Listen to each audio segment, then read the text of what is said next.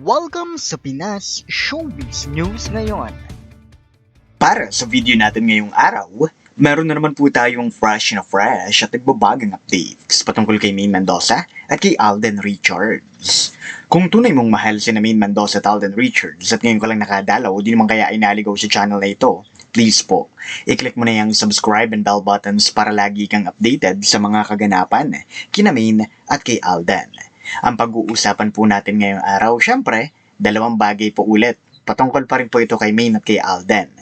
Uunahin po natin pag-uusapan ito pong si Alden Richards kung saan ang dami nga pong nananawagan, no? O di naman kaya yung iba gustong sampahan ng kaso. Wala pa man ding ginagawa sa Alden Richards, may kasuhan agad na nagaganap. Bakit ho kanyo? Ito po may kinalaman sa one of the historical or heritage places in Santa Rosa. They are claiming, no, kanila pong pinalalabas, kanila pong sinasabi na ang pagtatayuan daw po ng McDonald's ni Alden Richards ay isa sa mga pinakalumang bahay o infrastruktura dito po sa Santa Rosa. Kaya naman, nais na ipa-cancel to, pag di daw po ito i-cancel, kakasuhan daw po nila sa Alden Richards. Okay? Lahat po yan ay pag-uusapan natin ng detalyado. Naglabas pa nga po sila ng mga historical facts para lang po maipaliwanag kay Alden yan. Na ang saganang akin lang naman, Alden Richards is, sabihin natin, he is an advocate pagdating po sa ating history for the love of our country. No? Kung alam ni Alden Richards sa mga bagay na yan, malaki po ang aking paniniwala that Alden will never do that.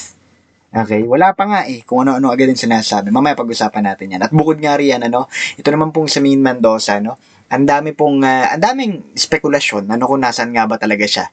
No, may mga nagtatanong na ihatid niya lang ba si Alden doon at babalik din agad siya? No? Or Mr. Pinas, kailangan na ba tayong mag-expect ng napakaraming edited at mga posted pictures ng dalawa ni Panot? Well, pag-usapan natin yan. Sabi ko naman sa inyo, basta't may kinalaman kay Maine at kay Alden, araw-araw nating pag-uusapan ang mga bagay na yan. At bago nga tayo magpatuloy pa, naririto ang mga komentong napili ng aming team patungkol sa mga updates natin kanina lang. Unahin natin ang naging komento ni Miss Irma Santa Teresa. Sabi niya rito, Mr. Pinas, mga syunga-syunga ang fans ni Aso. Ayoko kasing isama yung pangalan ni Maine. Kami naniniwala pag wala na si Alden, kasunod si Maine. Kaya kami hindi kami aalis sa Aldab. Basta Mr. Pinas, nasa Panginoon tayo. Nasa Panginoon tayo, umasa, hindi yan ang taong walang magawa. Kaya Mr. Pinas, laban tayo. Huwag bibitaw, Mr. Pinas. Mayroong vloggers, ang sabi gusto raw ng nanay ni Sakang si Alden. Paano hindi magugustuhan? Una, mabait, mayaman at isa pa, maraming McDo at marami pang iba, Kaya gusto ng nanay ni Sakang si Maine, si Maine una, palaging yan ang gusto ni Alden. Simple, hindi retoke at walang cheche, sa katawan. And I agree with you, Miss Irma Santa Teresa. Sa panahon ngayon, sa mga artista ngayon, bilang na lang sa kamay ang authentic. Bilang na lang sa kamay yung mga wala talagang retoke. Sabi naman dito ni Miss Julie Eleptico, sabi niya rito, matik na yon. Pag si Alden wala, si YP sunod na yon. Nauna si Alden, sunod si pag nauna, pag nauna si Tisoy, sunod si YP at kasama si Mama Ten. With kids, tayong mga ADN matic na rin 'yon, 9 years nating sa 9 years nating pagsasama, wala nang duda. At tanong sa mga Sarswelista, PPB, Bingi at Bulag, go lang. Kung saan kayo masaya ay diwaw, Kaming mga Aldab o ADN, di nyo matitibag. Matibay ang aming pundasyon, Kaya doon, kami sa positive side at sa private life is a married life. Inuulit ko, magbago na kayo kasi walang patutunguhan yung mga nega comments nyo. Tanggapin nyo na ang katotohanan na mag-asawa na ang two couples, Mr. and Mrs. Richard Fulkerson family with 3 kids. Pray Precom na gagawin ni Alden yung sinasabi niya kay Boy Abunda na magpapa-press con at si Boy ang gagawin niyang host sa dami ng resibo at ebidensya. Yun nga po no, Miss Julie Eleptico. Bukod sa pamimiloso po ni Alden Richards, ang dami pong mga fans na mga Alden fans na tinake ito as threat hindi naman tinatakot pero tinatreat daw ni Alden itong si Boy Abunda dahil ito ayaw tumigil kakatanong sa kanyang love life ayan tuloy, di ba? Ganoon tuloy siya ni Alden. Sabi naman po ni Miss Marilu Mole, Mr. Pinas kahapon Friday pa absent si Mengay at ngayong araw Saturday. Kanina umalis si RJ, pinagkaguluhan ng mga fans at hinatid siya ng mga Aldenatics at napansin ko nung binaba na nila yung mga luggages sa malubong mga Aldenatics sa car. Biglang si Laysam parang ayaw niyang palapitin sa car at akala ng lahat tatlo lang sila. RJ, Mamaten at Laysam at sila lang ang pumasok sa loob at si Laysam ang nagdala ng mga luggages at yun pala kasama si RB biglang nag-IG IG story. Ang tanong, saan siya dumaan at bakit hindi siya kasama ng tatlo? Uulitin ko lang po, alam niyo naman po ang kanila mga ninja moves, di ba? Alam natin ang mga ninja moves na habang si Ibyang naman daw po ay nasa swimming Olympics pero kahapon si Panot daw po ay nakitang namimigay ng relief goods sa mga kinasasakupan. So alam na natin ang kanilang mga location. So kapag may missing in action, 'di ba? Alam na this, Sabi nga ni Miss Belen Alonso, ang daming luggages, Hindi naman magtatagal ng sobra sa Alden Richards doon pero napakadaming maletang dala. Diba? Yan yung kanilang pinagtataka. Anong meron? Isang tao lang naman si Alden, ba't yung kanyang dala parang pang ilang buwan, pang ilang taon? So, pag-usapan na natin ang sentro ng ating mga updates. Ang sentro ng ating mga updates ay ang mga historiador kuno.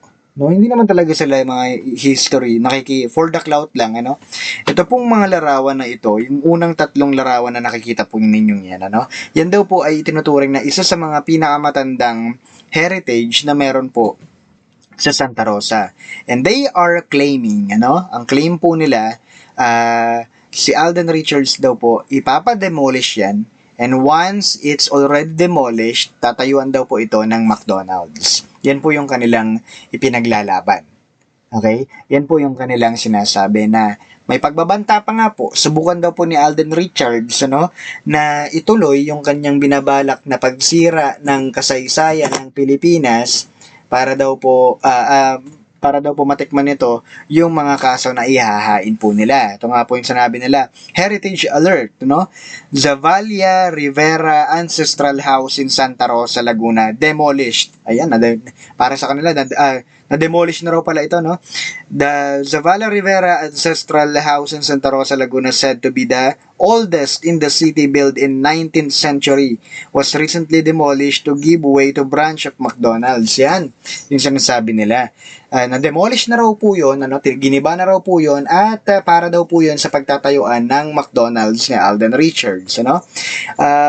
Una sa lahat, pagdating ho sa kasaysayan, pagdating ho sa mga ambag, pagdating sa kasaysayan, Alden Richards is number 1. Pagdating po sa mga artistang yan.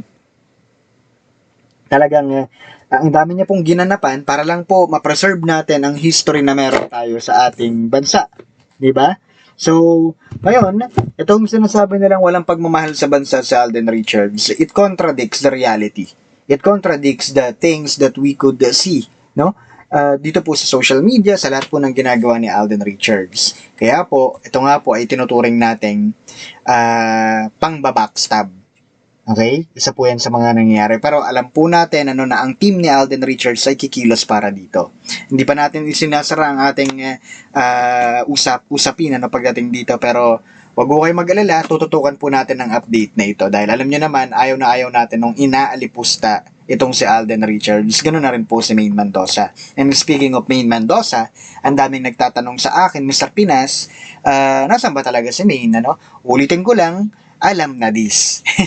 Alam na this. Ang dami po nagtatanong, Mr. Pinas, iatid niya lang po ba yun doon o babalik din po siya? Ang asahan po ninyo na napakarami na naman pong pictures na ilalabas nila kasama si Panot. Yun lang po yun. Dahil nakita natin ang reality at naririnig nila tayo, nakikita nila tayo, natuwan-tuwa, babasagin nila yan sa pamamagitan ng paglalabas ng mga larawan ni Mengay kasama si Panot. Okay, ganun lang yun. Ganun ang sistema natin for 9 years, di ba? Tagal-tagal na.